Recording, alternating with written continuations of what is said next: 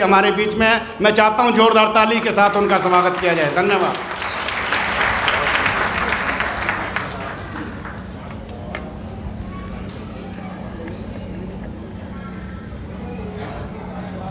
जय जय जय जय जय भीम। जय भीम जय भीम। जय जय जय जय जय भीम। जय भीम जय भीम। इनकलाब जिंदाबाद। इनकलाब। थोड़ा सोने लगे थे लोग, भूख भी आप लोगों को लग रही होगी और इंतज़ार होगा, और फिर लगने लगा एक और बोलने आके लिए यहाँ आके खड़ा हो गया। अब क्या करें दोस्तों, इस वक्त हम बहुत गंभीर समय से गुज़र रहे हैं, लेकिन आज के इस समय पर नज़र डालने से पहले एक बार फिर मैं अपने दोस्तों की तरह से इतिहास में वापस जाना चाहता हूँ। दोस्तों, ये मुल्क बटा हुआ मुल्क था। हमें ये बताया जाता था कि बहुत सारी फूल हैं यहाँ और वो सब एक जगह इकट्ठा हैं और वगैरह वगैरह, और ये एक गुलदस्ता है। लेकिन यहाँ बड़ी खाइयाँ थी, ऊंच नीच थी, धर्म की खाई थी, ज़बानों की खाई थी, कौन क्या पहनता है, किस इलाके में रहता है, ये सारी खाइयाँ मौजूद थी। हमारी ये पहचानें थी। हमारी पहचान थी कि तुम किस इलाके से आते हो, किस गांव से आते हो, मर्द हो औरत हो, क्या पहनते हो, क्या खाते हो, किस तरह की बोली बोलते हो और किस में यकीन रखते हो, कौन से धर्म के हो, कौन सी जात के हो, राम को मानते हो या कृष्ण को मानते हो, राधे राधे कहते हो या राम राम कहते हो। ये सारी खाइयाँ थी। और इस बटे हुए समाज में अंग्रेज़ों ने कब्ज़ा कर लिया। वो बड़ा आसान था उनके लिए, क्योंकि बटा हुआ समाज था। वो और भी बांट करके राज करते रहे देश के ऊपर। तो ये जो हमारी पहचानें थी कि तुम किस समाज से आ रहे हो, किस जाति से आ रहे हो, किस जगह से आ रहे हो, ये सारी पहचानें हमारी डोमिनेंट पहचानें थीं। यही पहचानें हमें एक दूसरे से जो भी रिश्ता था, कहीं दमन का और कहीं दोस्ती का रिश्ता, ये कायम करती थी। हमारे सरों के ऊपर राजा राज करते थे, और मैं ये आपको यकीन दिला देता हूँ कि कोई राजा अच्छा नहीं था। वो समाज ही गंदा था, तो वहाँ पर राजा भी अच्छा हो ही नहीं सकता था। आज के अगर वैल्यूज़ के साथ देखा जाए, उस वक्त की वैल्यूज़ के साथ कोई थोड़ा बेहतर था, कोई कम बेहतर था, लेकिन मुझे कोई ऐसा राजा नहीं पता, ऐसा कोई नवाब नहीं पता, ऐसा कोई ज़मींदार नहीं पता जिसने लोगों को, अपनी जनता को हाथी के पैरों के नीचे दबा करके, कुचल करके फ़ख्र ना महसूस किया हो, उसकी कहानियाँ ना मौजूद हो। मुझे कोई ऐसा नहीं पता है जिसने दलितों के ऊपर दमन ना किया हो। मुझे कोई ऐसा राजा नहीं पता है जिसके घरों के अंदर फांसी घर ना हो। मैं जिस किले में इंस्टीट्यूशन खोलने गया था, वहाँ भी एक फांसी घर मौजूद था। तो वो समाज ही बुरा था, उसमें बंटवारा था ही लोगों के बीच में। और फिर जब अंग्रेज़ों ने कब्ज़ा कर लिया तो इसका इस्तेमाल करना शुरू किया। बटे हुए समाज को बहुत आसान था कि उस पर राज किया जा सके। ये अलग बात है कि अंग्रेज़ों के आने से पहले ये दुनिया का 1/4 दौलत पैदा कर रहा था ये देश, ये जिसको हम हिंदुस्तान के नाम से जानते हैं, वो जगह 1/4। और अंग्रेज़ों के जाने के बाद हम, कुछ लोगों का अंदाज़ा है 4% और कुछ लोगों का अंदाज़ा है 1% दौलत पैदा करने पे आ गए थे। जो लूट मचाई उन्होंने वो हमें मालूम है, लेकिन बहुत सारी चीज़ें दे कर भी गए अंग्रेज़। ऐसा नहीं है कि खाली लूट मचाई, एक बदलाव भी बहुत बड़ा वो लेकर के आए, हमारे लिए नए ख्यालात भी लेकर के आए। और जब दमन की चक्की इतनी बढ़ गई कि उसने हर एक को पीसना शुरू कर दिया, तब इस देश के अंदर एक नई पहचान की ज़रूरत पड़ी। और वो पहचान थी हिंदुस्तानी होने की पहचान। हम हिंदुस्तानी हैं, हम भारतीय हैं, हम इंडियन हैं। उससे पहले ये पहचान मौजूद नहीं थी, ये नाम मौजूद था, ये शब्द मौजूद था, भारतीय, हिंदुस्तानी, इंडियन, ये शब्द मौजूद थे, लेकिन ये पहचान नहीं थी। अब सवाल ये था कि इस पहचान के बनाने में कितना वक्त लगा, इस पहचान के बनाने के लिए क्या संघर्ष करने पड़े। इस पहचान को बनाए बिना ये सबको पता लग गया धीरे धीरे, ख़ास तौर से 1857 के बाद, कि हम इस बड़ी ताकत के साथ टक्कर नहीं ले सकते जब तक कि हमारी एक पहचान ना हो। अगर हिंदू की पहचान के ऊपर लड़ाई लड़ी गई तो नहीं होगा, अगर दलित की पहचान पे लड़ाई लड़ी गई तो हम इनसे नहीं लड़ सकते, अगर मुसलमान की पहचान के ऊपर लड़ाई लड़ी गई तो हम इनसे नहीं लड़ सकते, हम जीत तो बिल्कुल नहीं सकते। तो दोस्तों, एक नई पहचान जो इमर्ज होती है, जो उभरती है इस देश के अंदर, वो है भारतीय या हिंदुस्तानी या इंडियन होने की पहचान। और इस पहचान को क्रिएट करने में, इस पहचान को बनाने में जितनी कुर्बानियां दी गई, उनका इतिहास मेरे दोस्तों ने आपको बताया है। इस पहचान के अंदर ज़रूरत इस बात की थी कि हर आदमी जो यहाँ रहता है, जिसके ऊपर दमन की चक्की चल रही है, वो शामिल हो। ये अकेली ऐसी पहचान है जो कि बाहर नहीं निकालती लोगों को, बांटती नहीं है, ये अपने अंदर हर एक को इनवाइट करती है। अकेली पहचान, वरना बाकी पहचानें सोच करके देखिए आपके बीच में बंटवारा क्रिएट करती है। दोस्तों, इस पहचान के बिना यह देश आजाद नहीं हो सकता था। अगर इस देश को आज़ाद कराना था तो ये हमारे नेता समझ चुके थे कि एक पहचान हमें बनानी पड़ेगी जिसको इंडियन कहेंगे हम। We the people of India लिखना बहुत बड़ा चमत्कार था।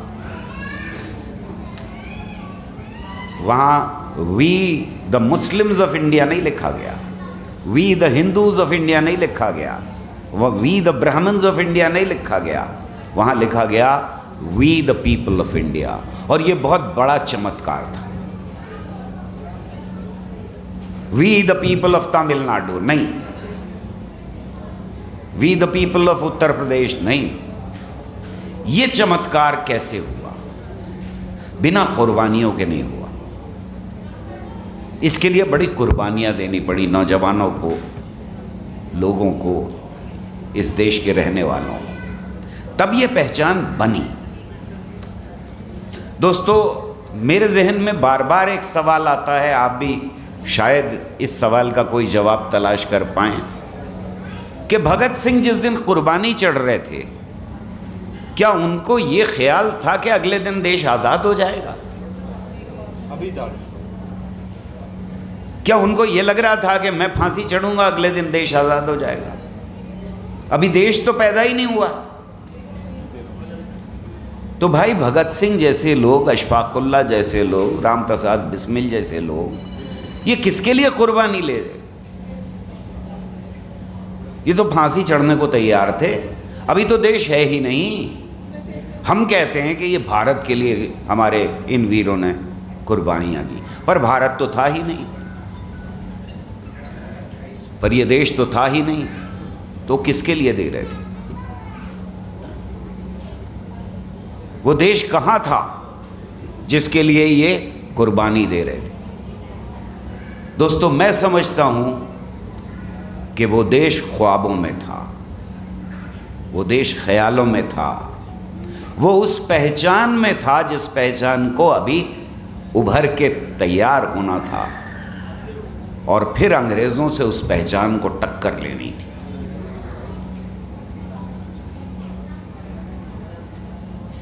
आप में से कितने लोगों ने मेरी ये बात मान ली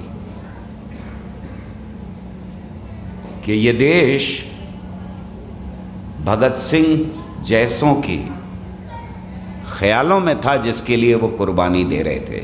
एक बार हाथ उठा के बताएं कितनों ने मेरी बात मान ली। बहुत शुक्रिया, मैं जीत गया। अगर पार्लियामेंट का मामला होता तो मैं आज एमपी बन गया। दोस्तों, अब मैं दूसरी बात आपसे कहने जा रहा हूं कि जब ये धीरे धीरे धीरे हिंदुस्तानी होने की पहचान आगे बढ़ती है और देश आज़ाद अभी नहीं हुआ है, तो लोगों के ख्वाब से इसका गारा तैयार होता है। एक दलित के ख्वाब से तैयार होता है कि अनटचेबिलिटी चली जाएगी, हमें सम्मान मिलेगा। एक मजदूर के खून से पसीने से इसका गारा तैयार होता है। एक किसान के हल बैल से इसका गारा तैयार होता है। वो सोचता है मेरे ऊपर लगान नहीं लगेगा जो लगान लगा करता था उस ज़माने में। पर यहाँ पर हिंदू महासभा भी मौजूद है और यहाँ पर मुस्लिम लीग भी मौजूद है। ऐसा नहीं है कि वो ख़त्म हो गए। ये जो मूर्ति तैयार हो रही है, जब देश आज़ाद होता है और धर्म के नाम पे उसका बंटवारा हो जाता है, तब जब मूर्ति तैयार हम कर रहे हैं अपने देश में, we the people of India की, हम भारत के लोग की मूर्ति तैयार कर रहे हैं, तो उसकी एक शक्ल पैदा होती है। ये रही वो मूर्त।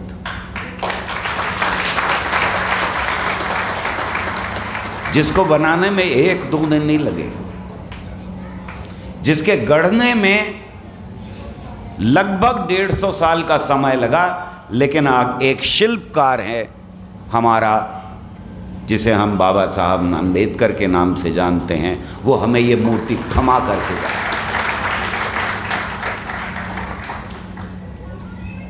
दोस्तों, मुझे मालूम है कि आप जहाँ रहते होंगे, आपके आसपास की बस्तियों में बाबा साहब की मूर्तियाँ लगी हुई होंगी, और अगर उनके ऊपर कोई हमला हो जाए तो आप कितने उत्तेजित हो जाते होंगे।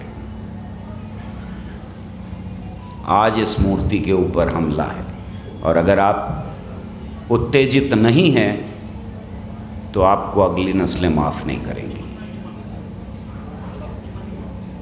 ये बाबा साहब अम्बेडकर की बनाई हुई मूर्ति है और इस पर रोज़ हमला हो रहा है।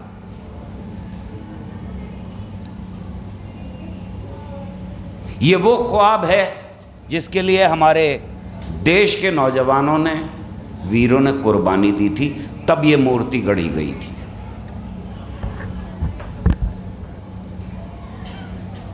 और इस बात को आप मेरी मान चुके हैं पहले ही कि ये देश पहले दिमागों में पैदा हुआ और फिर ये संविधान गढ़ा गया, तब ये मूर्ति हमारे सामने आई। दोस्तों, आरएसएस, मोदी, अमित शाह और बीजेपी इस मूर्ति को तोड़ने में लगे हैं, उन ख्वाबों को तोड़ने में लगे हैं जिन ख्वाबों के लिए लगभग 200 साल का संघर्ष किया गया था। और इस बात को आप पहले ही मान चुके हैं मेरी, कि पहले ये देश ख्वाबों में पैदा हुआ था, पहले ये संविधान ख्वाबों में पैदा हुआ था, तब ये धरती पर इसने जन्म लिया था। तब बाबा साहब अम्बेडकर ने इसको ठोक बजा करके हमारे सामने रखा था। वो कमाल के शिल्पकार थे जिन्होंने हमको ये खूबसूरत मूर्ति दी है। लेकिन अगर आपने मेरी ये बात मान ली है कि देश पहले दिमागों में पैदा होते हैं और फिर धरती पर पैदा होते हैं, तो आपको मेरी दूसरी बात भी माननी पड़ेगी कि अगर दिमागों में टूट गया ये देश, तो फिर ये धरती पर भी नहीं रह सकता। खतरा बहुत बड़ा है। इस देश को दिमागों में तोड़ने की बात दोबारा कोशिश की जा रही है। हमने 10 साल जो देखे हैं वहाँ लगातार दीमक की तरह से इस मूर्ति को चाटने की कोशिश की गई है।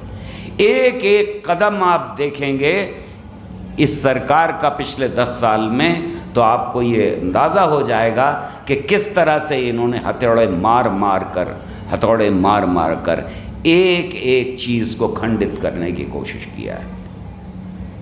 दोस्तों, लगता है कि मैं सिर्फ आपके दिल को छूने के लिए एक ड्रामेबाज की तरह से यहाँ पर ये बात कह रहा हूँ कि दिमागों में अगर देश टूट गया तो धरती पे नहीं रह पाएगा, और ये मूर्ति अगर टूट गई तो देश गया। लेकिन याद कीजिए कि दुनिया की सबसे बड़ी ताकत थी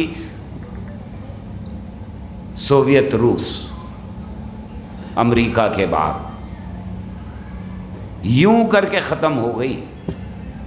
6 महीने पहले भी कोई ये नहीं बता सकता था कि किस तरह से वो ख़त्म हो जाएगी और टूट जाएगी। हमने बोस्निया देखा है, हमने बहुत सारे दोस्तों को ख़त्म होते देखा, और दूर क्यों जाएं, पाकिस्तान जब लोगों के दिमागों में टूटने लगा तो वो 2 मुल्क बन गया। क्या फ़र्क पड़ता है, टूट जाता है तो टूट जाए। नहीं दोस्तों, इसके साथ साथ धर्म को वापस लाने की कोशिश है। हिंदू फंडामेंटलिस्ट का सबसे बड़ा दर्द ये है, उसके दिल में सबसे बड़ा दर्द ये है कि इस देश के अंदर बाबा साहब पैदा हो गए थे। गांधी थे, नेहरू थे, पटेल थे, आज़ाद थे, ये लोग इस देश के अंदर मौजूद थे। मुसलमान फंडामेंटलिस्ट को वो छूट मिल गई कि वो अपनी जनता को रौंद डालें।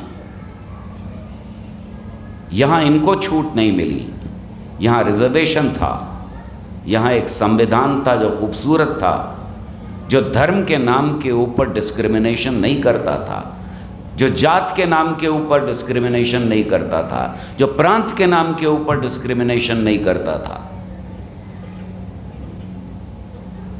उनके दिल में सबसे बड़ा दर्द ये था कि हमें अपनी जनता के ऊपर, इस देश की जाति व्यवस्था के ऊपर रौंदने के लिए मौका नहीं मिल पाया। ये मौका उन्हें 2014 में मिल गया, 2019 में आपने दे दिया, अब मत दीजिएगा, वरना ये संविधान भी नहीं बचेगा और ये देश भी नहीं बचेगा, और शायद हमारे बच्चों का भविष्य भी ना बचे। बहुत शुक्रिया।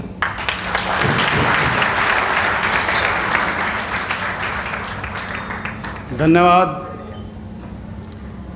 गौर